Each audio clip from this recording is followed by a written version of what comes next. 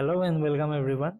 So we are back with our analysis of daily current affairs through multiple choice questions of 4th July. Hope you are getting benefited from our analysis. So I request you to like, share and subscribe to our channel. This will encourage us to make more videos on different topics. So let's get started. Identify the location which appeared in the news for the mysterious death of hundreds of elephants. Options are Okavango Delta, Waika Khaeng, Urawala Way or Wayanad. So the correct option will be A, Okavango Delta. Let's look at the map. So as you can see in the map, it is located in a country called Botswana in Africa. So let's learn something about this delta. So this is in news. Why? Because hundreds of elephants have died mysteriously in Botswana's this delta.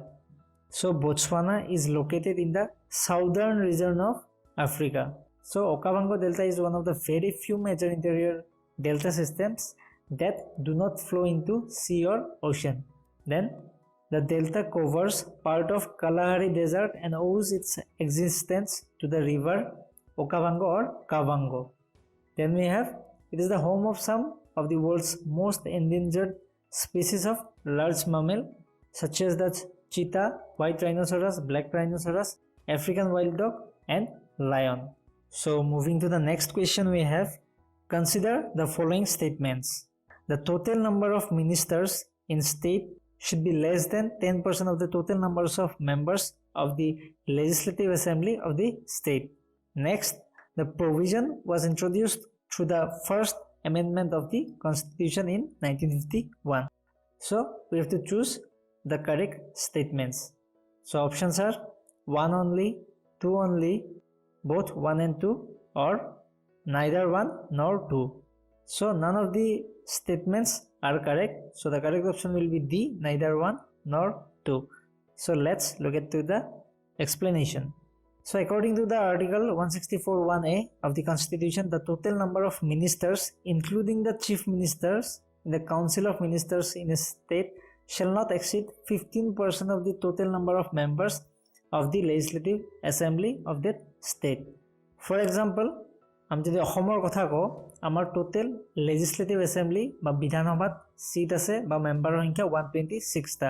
তাৰ যদি আমি 15% লওঁ তেতিয়া আমাৰ 18 বা 19 টা minister ওলাব। যদি 18 বা 19 তকৈ বেছি মিনিষ্টাৰ হয় যিকোনো minister, so this will be constitutionally invalid.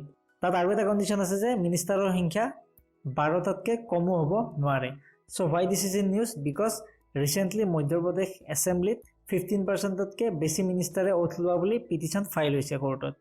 So that's why this is in news. So this provision was introduced through the 91st Constitutional Amendment Act of 2003. So our second statement is also incorrect. So our first constitutional amendment to কি আছিল? So it was introduced to insert provisions fully securing the constitutional validity of Jamindari abolition laws in general and certain specified state acts in particular. So moving to the next question we have, which of the following protected areas are located in Assam? Options are Orang National Park, Lakhwa Wildlife Sanctuary, Baksa National Park, Manas Wildlife Sanctuary. So the codes given are 1 to 4, 2 and 4, 2, 3, 4 and 1 to 3. So the correct option will be A, 1 to 4 because the Baksa National Park is located in West Bengal, not in Assam. So let's look into the map. So here you can see all the protected areas. So moving to the next question we have, consider the following statements regard state government provisions in the Constitution of India. Chief Minister is appointed by the Chief Justice or the senior most judge of the respective High Court. Council of Ministers is collectively responsible to the Legislative Assembly and Legislative Council of the state. Then the number of ministers including the Chief Minister in a state cannot be less than 12. So you have to choose the correct statements. So the options are 1 and 2 only, 2 and 3, 3 only or 1 to 3. So here only the third statement is correct. So the correct option will be C, 3 only. Let's see the explanation. So according to the Article 164 of the Constitution, it states that the chief minister shall be appointed by the governor and not by the chief justice or senior most judge of the high court, and the other ministers shall be appointed by the governor, but they will be referred by the chief minister itself, and the ministers shall hold the office during the pleasure of the governor. Then we have the Council of Ministers is collectively responsible to the Legislative Assembly of the state. So called Legislative Assembly lohe responsible. Legislative Council or logot kuno responsibility সম্পর্ক নাই. Then Article 164 1A states that ministers in Council of Ministers in a state cannot exceed 15% of the total members, and also it cannot be less than 12. এইটো provision আমি অলপ আগতে চাই আহিলো. So moving to the next question we have, which of the following committees is or are correctly matched? Vivek Debroy Committee, Restructuring of Railway Ministry and Railway Board, Rakesh Mohan Committee on National Transport Development Policy, then Ishad Hussain Committee, Norms of Social Stock Exchanges. So we have to choose the correct code. So here the options 1 and 2, 2 and 3, 3 only, or all of the above. So all options are correct. So the correct option will be the all of the above. Let's see why. Because the Vivek Debroy Committee was set up in 2014 for mobilizing of resources for major railway projects and restructuring of Railway Ministry and Railway Board. It recommended more private participation, establishment of independent regulator, Railways Regulatory Authority of India, restructuring of railway zones, etc. Then Dr. Rakesh Mohan chaired the National Transport Development Policy Committee. It recommended a single unified transport ministry with a clear mandate to deliver a multimodal transport system focusing on development of Northeast India and the reforms in railways sector. Then we have the Ishad Hussain Committee that was set up by Securities and Exchange Board of India, that is SEBI, in 2019 to recommend on norms for social stock exchanges or SSE. So SSE was proposed in the budget speech in July 2019. The proposed exchange will be under the regulation of SEBI. So why this question was included? Because the government of India has decided to privatize the Indian Railway. Earlier, Indian Railway was a government monopoly, that is, there is only one authority of Indian Railway, that is the government of India itself. Now the government has decided to privatize 5% of Indian Railway services, and the remaining 95% will be intact in the hands of government of India. So moving to the next question we have, consider the following statements regarding Purchasing Managers Index or PMI. So PMI is an index that shows the growth rates in different industry groups of the economy in a fixed period of time. Then this index is compiled by the Central Statistics Office or CSO in India. We have to choose the correct statements. So the options are here: 1 only, 2 only, both 1 and 2, or none of the above. So none of these statements are correct, and the correct answer will be D, neither 1 nor 2. Why? Let's see. So Purchasing Managers Index or PMI is an index of the prevailing direction of economic trends in the manufacturing and service sectors. So it consists of a diffusion index that summarizes whether the market conditions as viewed by purchasing managers are expanding, staying at the same, or contracting. So why the first statement is incorrect? Because the purpose of PMI is to provide information about the current and future business conditions to company decision makers, analysts, and investors. So the first statement is incorrect. It is the IIP or Index of Industrial Production that shows the growth rate in different industry groups of an economy in a fixed period of time. Why the second statement is incorrect?